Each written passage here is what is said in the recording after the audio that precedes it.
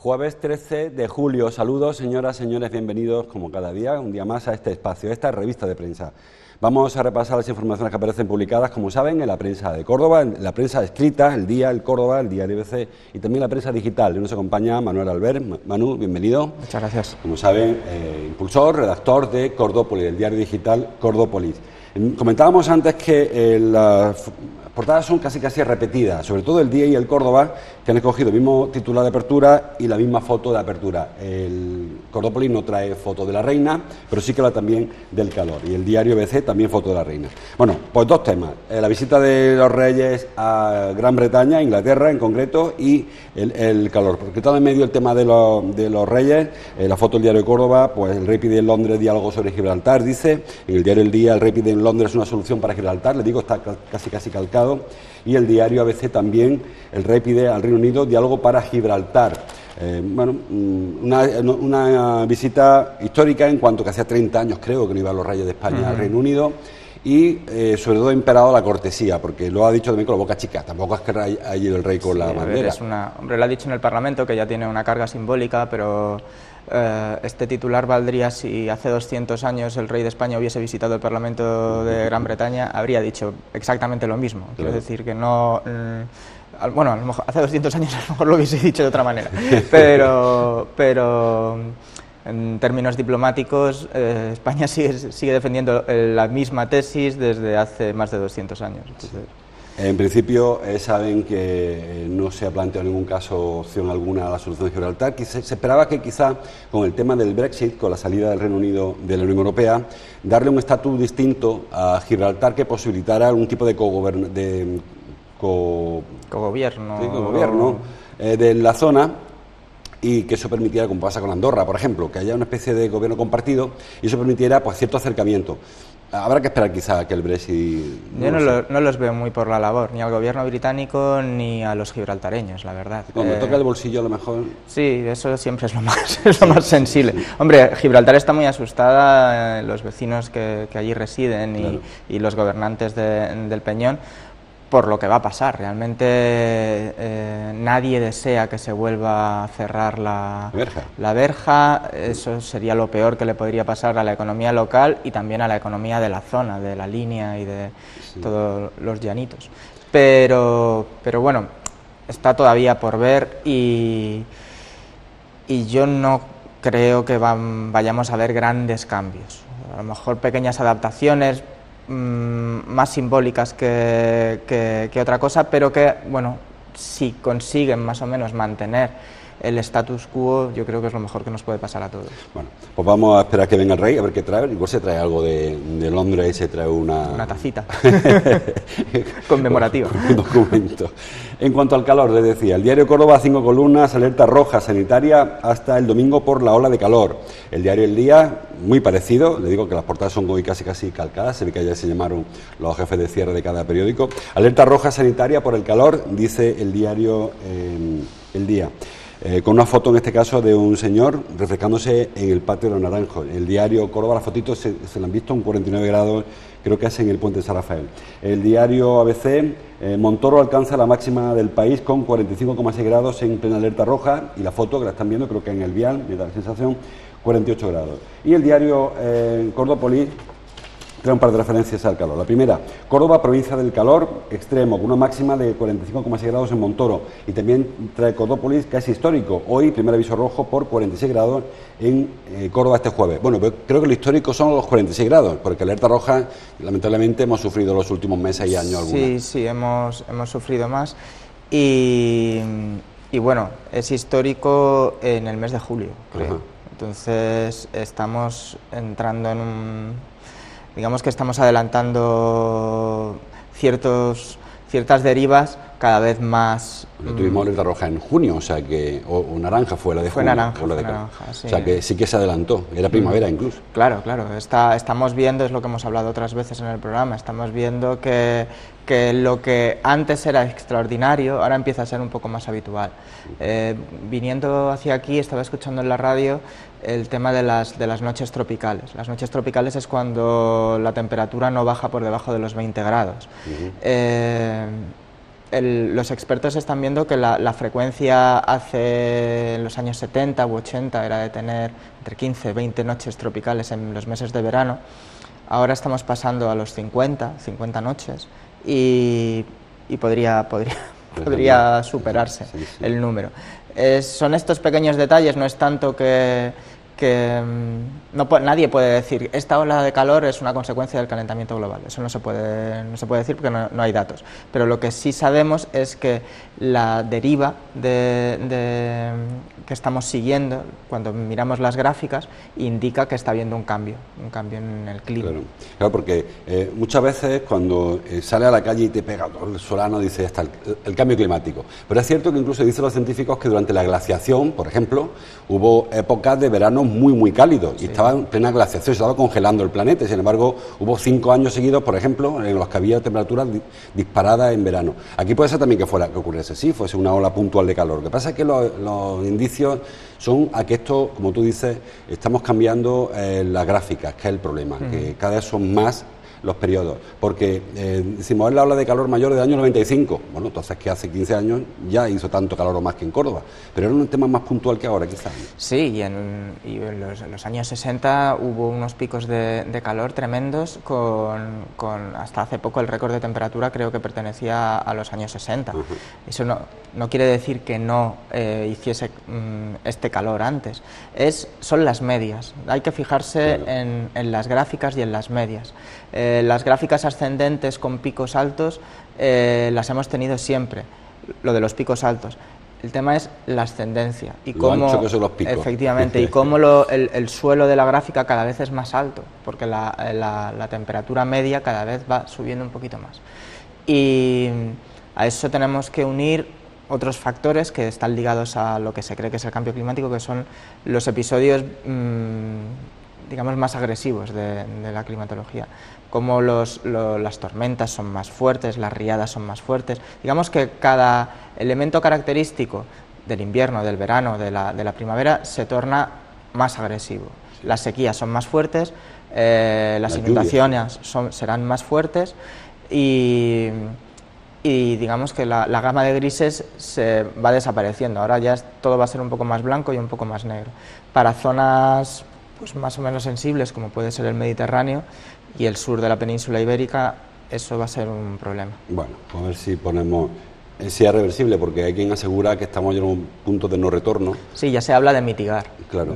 Bueno, vamos a intentar adaptar el planeta, vamos a intentar que todas las zonas que están más expuestas, que son las zonas meridionales de Europa, se adapten, y eso significa pues que a lo mejor también lo que hablábamos otras veces, ¿no? Pues nuestros cultivos habrá que cambiarlos o adaptarlos a esta nueva forma este nuevo clima.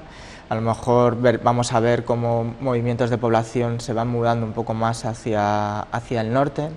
Empezaremos a ver, ya tenemos en algunos países refugiados climáticos y vamos a empezar a verlos, digamos, de una manera más global. Gente que se va, que migra, no porque haya una guerra, sino porque ha cambiado, efectivamente. Claro. Eso en las islas del Pacífico va a ser alucinante. Sí, va a ser un problema porque además está subiendo el nivel del mar y está inundando zonas que eran habitables. Bueno, vamos a seguir avanzando. El diario El Cordópolis trae una información, un coletazo de los últimos, por ahora, por el accidente que costó la vida hace un par de días, el martes creo que fue, a un señor en la carretera de Madrid-Sevilla. Dice el diario El Día, medidas provisionales de la autovía, o para la autovía, una línea continua y 2 carteles. La verdad es que llevamos mucho tiempo hablando de que va a ocurrir algo, al final lamentablemente ha ocurrido, y vemos que se sigue sin reaccionar, porque como bien ironiza el diario El Día, no parece que la solución sea pintar una raya más gorda y poner un cartel amarillo que dice precaución, porque se le presupone como el valor de la mili, que todo el mundo va con precaución en la carretera. Es cierto que en este caso hubo un factor que fue el consumo de alcohol por parte del conductor del camión, pero bueno, en muchas otras ocasiones hemos visto colisiones por alcance que no han ido a más, pues porque ha habido suerte. En este caso, coincidiendo con esta imprudencia del conductor y con la retención tremenda que había, pues llegó el resultado fatal. No se conoce nada de la actuación de la autovía. El subdelegado del Gobierno calcula que para finales de este año ya podría estar en obras, pero no se atreve a dar fechas. Los presupuestos generales del Estado, la partida reservada para este proyecto no es suficiente para acometerlo íntegramente. Ya sabemos también que los presupuestos, bueno, pues se van adaptando y van... Pero digamos que las señales que tenemos no son de que vayamos a ver un cambio en los próximos meses ni de cerca, vamos. Posiblemente, tal vez dentro de un año, con suerte, por estas fechas ya estemos en obras, pero está por ver. Y mientras tanto vamos a tener que lidiar con una obra que tiene toda la pinta de que ha sido muy chapucero. O sea, pero y lo peor, Manu, es que la solución que se propone, a mí me suena que es otro parche, igual, porque no hay una solución definitiva. La solución definitiva sería quitar los 2 pasos elevados que hay y quitar las columnas de en medio y ampliarlos. Sin embargo, se va a hacer otro carril de aceleración o de incorporación, en fin, que va a ser otra chapucera. Sí, que tiene todos los peligros que tienen estos carriles. Claro, lo mismo. Claro que con más capacidad para evitar el atasco, pero... Sí, el problema con las carreteras es que siempre se ha demostrado, cuanto más capacidad le das a una carretera, más efectivamente, más uso se le da y al cabo de unos meses o de unos años nos encontramos con el mismo problema. También es cierto que en Córdoba ya la gente le tiene realmente mucho respeto a esa salida, sí, y mucha gente la toma porque no le queda otro remedio, pero hay quien prefiere venir por el sector sur e incorporarse por otro sitio. Según la hora hay que temerle, sí. Efectivamente, o sea, todos hemos visto, creo que es a primera hora de la mañana y a mediodía, ya cerca de las 2.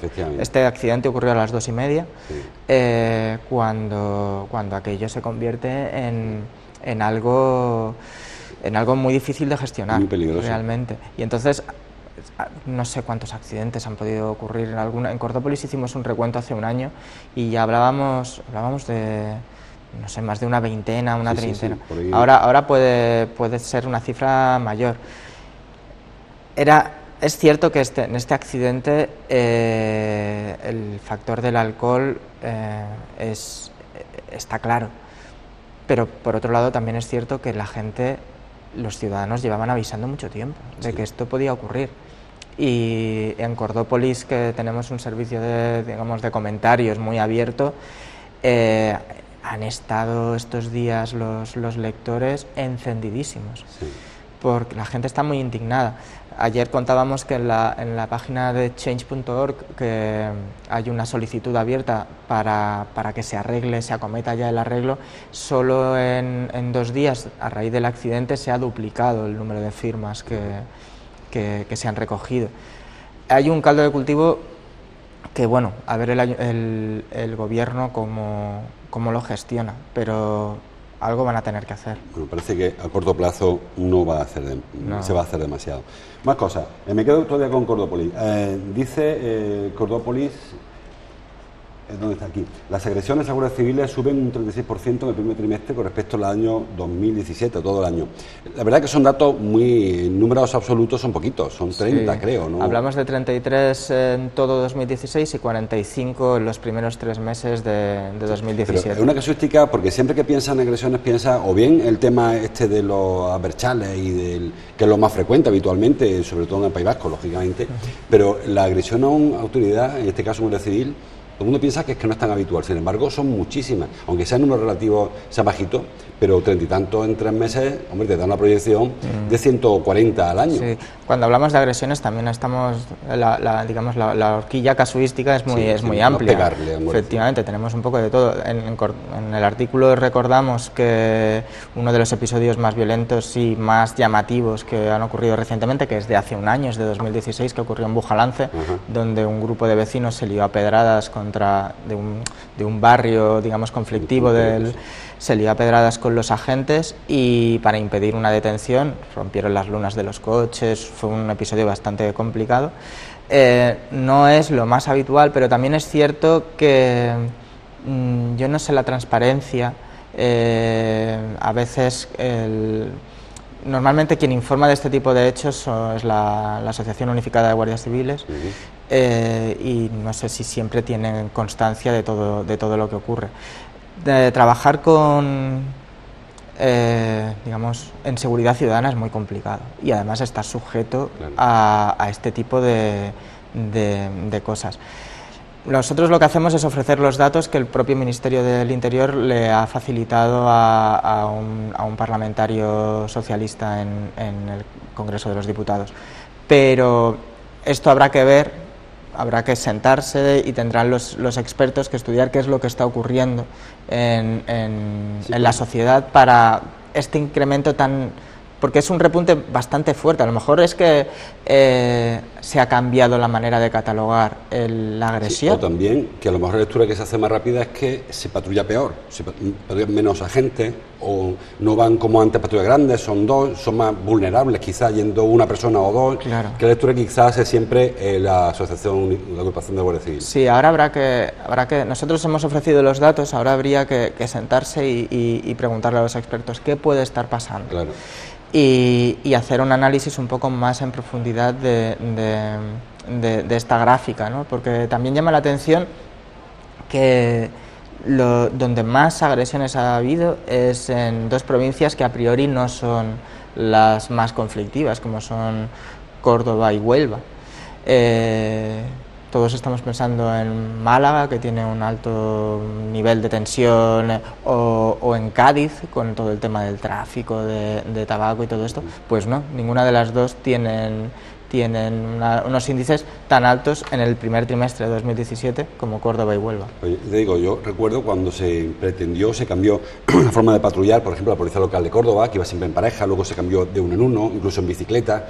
Advertía a los sindicatos que eso daba pie a la respuesta ciudadana del agresor, porque no es lo mismo enfrentarte a dos policías, en Guardia Civil, a un coche, a una patrulla con 3, 4, que a uno solo que va en su moto, que es muy vulnerable. Claro. Y siempre se ha puesto en cuestión ese tipo de recortes en la seguridad que obligan a ir de esa manera, patrullar caminando en ocasiones. La Guardia Civil quizá no, porque tiene un ámbito más rural, pero sí que expone mucho más la fuerza. Sí, de hecho, la semana pasada, creo que fue, o la anterior, se publicó que todo el recorte que había habido en agentes en la provincia de Córdoba. Habrá que coger todos los datos y estudiarlos en relación unos con otros y escuchar a los expertos sobre qué es lo que puede estar pasando y si están todos relacionados como tú apuntas. Vamos a seguir avanzando. Trae el diario El Día, por ejemplo, dice: los directores rechazan el plan de climatización de la Junta para los colegios. También lo hizo las AMPA. Sí. Dicen que es que no se le está escuchando, no se le está ni preguntando, que la Junta por su cuenta ha diseñado un plan que será o no correcto, pero si es correcto es por aproximación, no porque hayan consultado a nadie. Sí, las AMPAs lo que comentaban ayer ya directamente negaban la mayor, decían que no se adecuaban a ley. Lo que plantea, a ver, desde fuera y como periodista un poco toca narices, lo que uno sospecha es que ha habido una reacción, ha habido un problema serio en los colegios. El verano se adelantó, la primavera se tornó verano sin avisar, cuando además no le tocaba. Tuvimos unos picos de temperatura, como hablábamos antes, sí, enormes, muy, muy extremos, y eso en los colegios se ha notado muchísimo. Claro. Los colegios están diseñados, la mayoría, pues para Son edificios que se construyeron en muchos casos en los años 60, 70, también en los 80 y en los 90. ¿Por qué no se ha protestado hasta ahora? Pues porque no era necesario, pues realmente. Hacía calor, pero bueno, uno abría las ventanas, generaba corriente, ahora abres las ventanas y entra una flama que los niños lo flipan. Y eso de repente se lo ha encontrado la Junta, y se lo ha encontrado además como peor le sienta, que es en los periódicos y en las televisiones, y los padres diciendo delante de las cámaras lo que está pasando. Eso para una de las consejerías estrellas del gobierno autonómico, eso es muy mala prensa. Respuesta, pues una respuesta igual de agresiva de cara a la prensa. Plan de choque, usando además la palabra choque. Me cargo a la consejera, la primera. Eso para empezar. Y luego, pues digamos, son medidas con muchos aspavientos. Pues el plan de choque, se eligen muy bien las palabras. El plan de choque en Córdoba, creo que han sido 8 colegios, los 8 colegios que más habían protestado. Las AMPAs reúnen creo que son 48 centros. Lo ven claramente, Un lavado de cara. Efectivamente. Además, ellas lo que están diciendo es: si me pones 8 aparatos de aire acondicionado, me climatizas 8 centros, pero no arreglamos las ventanas, no arreglamos las puertas, no arreglamos la climatización propia del centro, que tiene que ser un trabajo integral, y que eso es muy caro, pues nos vamos a encontrar con el mismo problema. Es más, lo que podríamos es estar gastando más energía en aparatos de aire acondicionado sin aprovechar bien esa energía, porque ese frío o ese calor se nos va a escapar porque el resto del centro no está bien acondicionado. Entonces, lo que están planteando es algo mucho más ambicioso e, insisto, muchísimo más caro. Habrá que ver si la Junta puede derivar presupuestos, puede dar respuesta a lo que estas familias están demandando, que no es poco. Sí, un tema presupuestario fundamentalmente, que no parece que tenga fácil solución. Vamos con el tráfico. Dice el diario Córdoba que el Ayuntamiento descarta el parking de Claudio Marcelo. Bueno, yo tengo que confesar que yo fue la reformación y ya dije: esto no puede hacerse, porque no tendría sentido. O sea, que está intentando quitar coches del centro y coloca 2 aparcamientos más en el centro. Ayer, como se esperaba, la Comisión de Movilidad, creo que fue, descartó meter más tráfico en el centro. La solución sigue estando en parking disuasorio en la parte más cercana al centro, pero no meterla a las tendillas, lógicamente. Sí, yo lo creo, es lógico. O sea, el ayuntamiento, si estás metido de lleno, además, en una política, como tú comentas, de intentar devolver el centro de la ciudad a los peatones y tratar de sacar a los vehículos a motor, lo que tienes que hacer es una buena red de aparcamientos en los alrededores, y permitir que el ciudadano o bien use el transporte público para acceder al centro, o se acerque con su vehículo particular y el resto del trayecto lo haga a pie. Meter 2 parkings en la zona de Claudio Marcelo era lógico que no.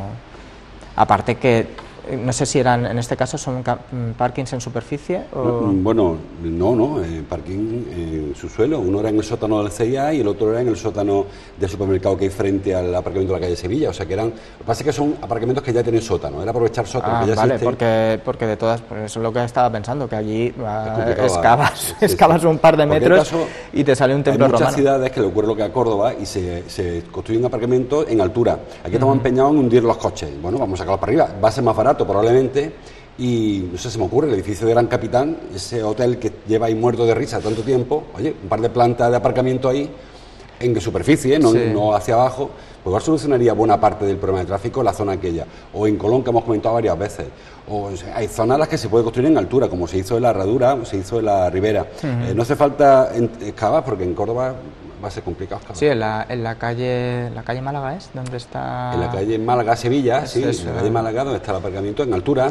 El de Daco, en Conde Robledo, en altura, porque se entiende que, claro, hacer un aparcamiento y ahondar 3-4 plantas tiene muchísimo riesgo. Córdoba es muy complicado, hay que cuidar mucho el tema del impacto visual, que la fachada esté un poco camuflada, efectivamente. Y yo creo que las soluciones que se han dado en la calle Málaga-Sevilla, esa era buena, la de la que está al lado de la Puerta de la Luna, sí.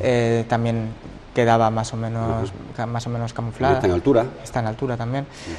En Córdoba es más barato y sobre todo se van a ahorrar muchísimos problemas a la hora porque hacer unos cimientos, o sea, es muy complicado. Y aparte no hay presión en Córdoba, claro, de construcción como ocurre en Madrid, que cualquiera levanta un aparcamiento con la presión que hay en el centro de Madrid. En Córdoba hay, como decía yo antes, hay solares que llevan muertos de risa mucho tiempo, que por qué no aprovecharlos para quitar los coches de luz.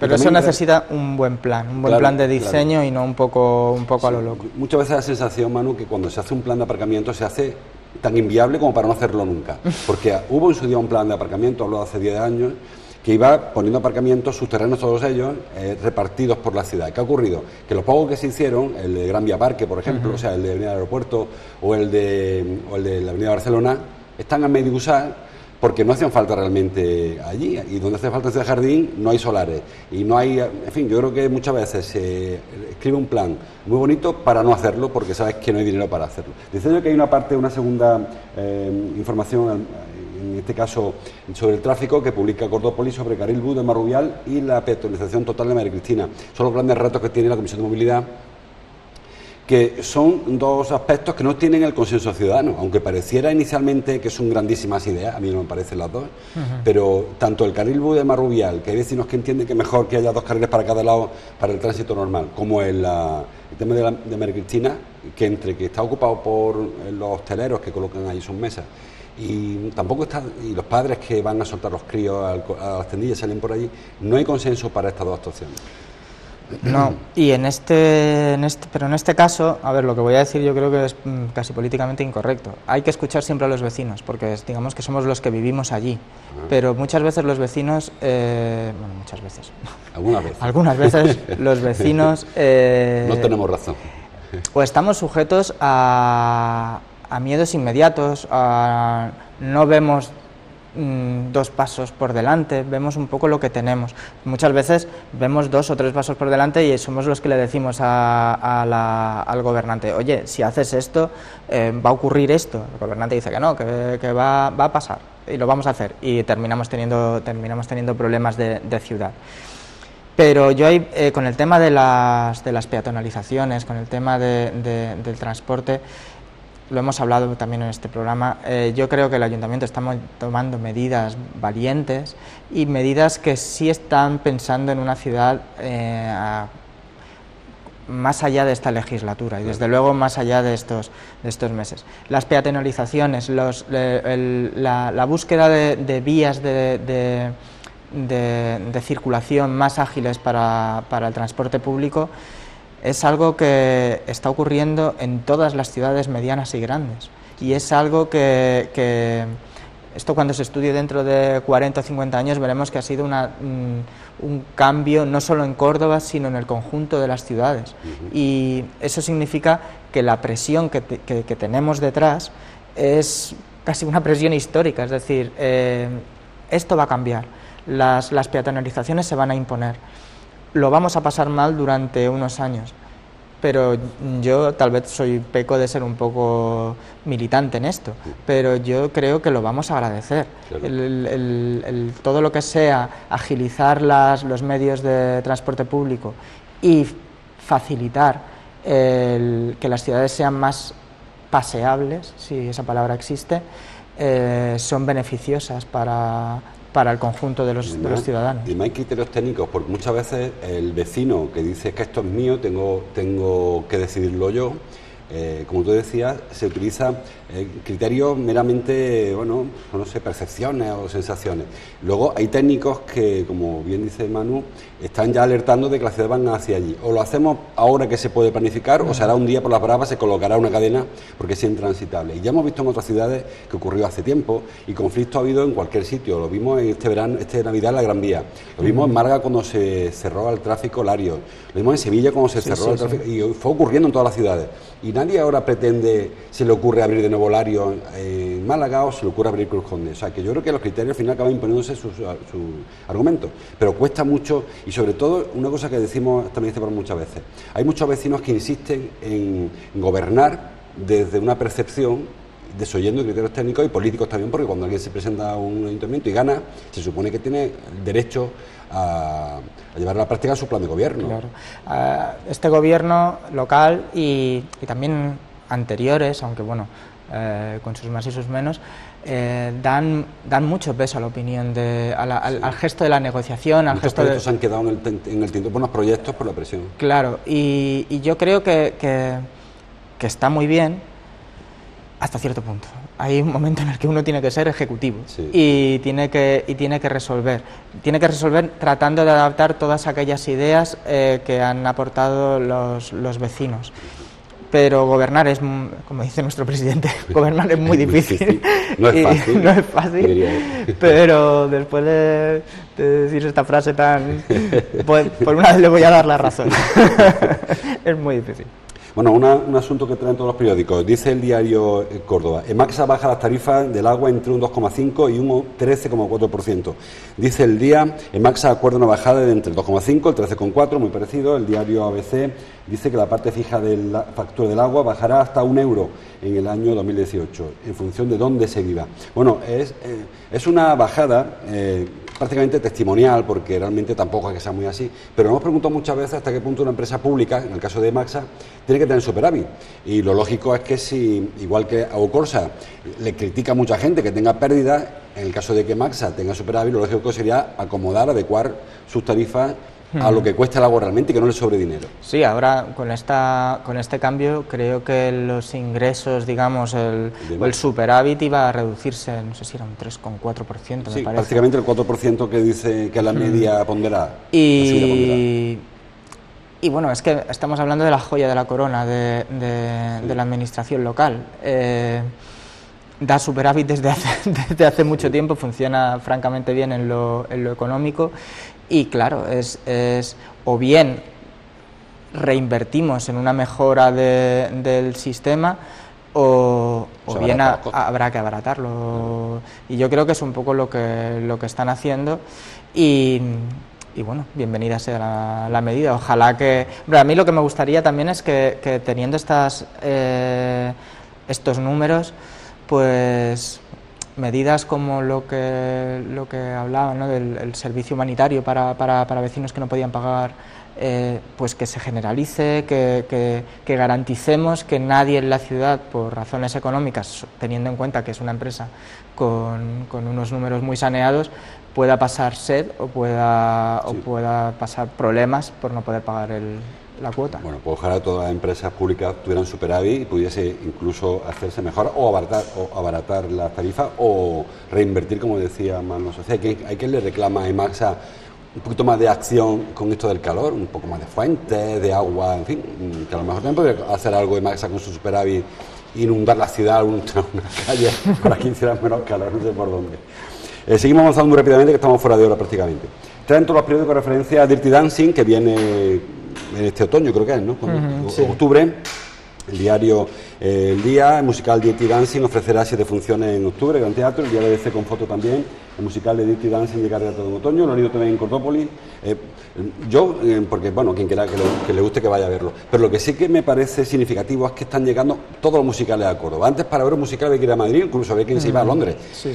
Pero ahora han entrado en gira, no sé si es que hay menos público en Madrid o que es más rentable ya salir de provincias, pero vienen todos. Yo creo que se han dado cuenta que en las provincias también esta moda, que es una moda muy larga, quiero decir, que esto ya lleva muchos años y en países como Gran Bretaña, por ejemplo, llevan décadas, la gente se ha entregado al fenómeno del musical y en Córdoba, como en Madrid, las compañías se han dado cuenta que se llena y se hace caja y también a los teatros les viene muy bien porque se llevan su parte y garantizan.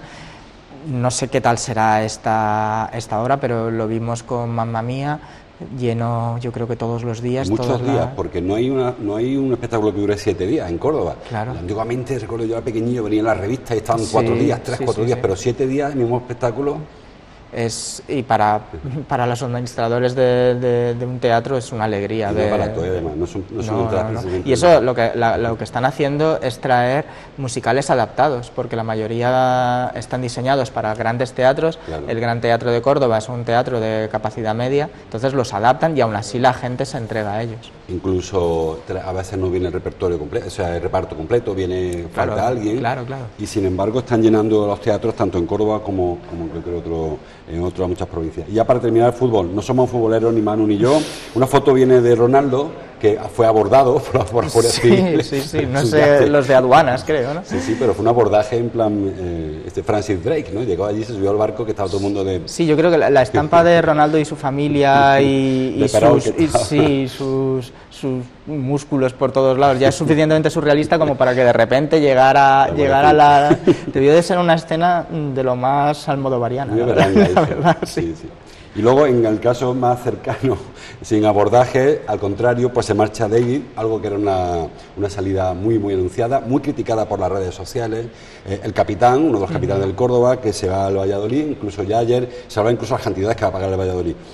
Siempre lo pregunto, yo sé que tú eres más futbolero, pero el Córdoba tiene más grande la puerta de salida que de entrada, aunque es verdad que ha entrado mucho, pero parece que lo que entra no es del gusto de la afición tanto como de lo que está saliendo. No soy nada futbolero, pero sí, la impresión es esa, y la impresión es que si a eso de tener una puerta de salida más grande que la de entrada le unes que la cantera no es que brille demasiado, me parece, pues la ecuación es muy sencilla, es... vas a traer gente que no conoce bien el club, que no tiene arraigo, al que además el aficionado pues tampoco conoce demasiado, efectivamente, y ascender, que es el gran deseo del club. Con esos mimbres yo creo que es complicado, a no ser que metas un gol de carambola como el de Tenerife o el de Las Palmas y de repente pues asciendas. Aquel año, acuérdate, el Córdoba estuvo casi media liga en puestos de descenso. Luego llegó una carambola tremenda, llegó Chapi Ferrer, se ganaron una serie de partidos, pincharlo de arriba, colocamos séptimos. Y pues, esto estaba el Barça B por delante, en fin, que al final se subió cuando menos se esperaba. Yo posiblemente me equivoque y a lo mejor cuando salga de aquí me arrean, pero la sensación que tengo como cordobés de adopción es que el Córdoba siempre ha sido así. Quiero decir, me da la impresión de que excepto algunos años que le fue un poquito mejor, pero que el Córdoba siempre ha estado peleando por el oxígeno, o sea, no por ascender. Desde luego, los últimos años no ha habido un gran proyecto para ascender y, curiosamente, cuando se ha invertido más, se ha pasado peor, y cuando se ha invertido menos, bueno, la suerte, porque luego la gente que ha llegado, ya lo digo, son gente muy interesante todos ellos, los jugadores de Córdoba, los fichajes, son muy interesantes. Lo que ocurre, claro, la afición tiene un colectivo, está con ellos, en el caso de David, con el capitán, un hombre que se lesionó, estuvo el año pasado mucho tiempo sin jugar, y bueno, pues sienta peor que le abre la puerta y para entrar gente que no tiene la garantía. Este chico que viene en lugar de David, Joao Alfonso se llama, un hombre con 28 años, que viene portugués, que viene un poco de rebote. Bueno, igual nos encontramos con un pedazo de central, pero a la afición no le ha gustado. Ojalá. A ver si luego la pelotita entra en la portería y que se acaban todas las críticas, todos los problemas. Sí, aunque sea de rebote. Gracias, Manu, como cada jueves, por tu visita. Ahora, como cada día, les dejo con Ángeles Mellado, con su desayuno, con su café y media. Mañana viernes volvemos y cerramos la semana. Hasta entonces, como siempre, gracias por su atención.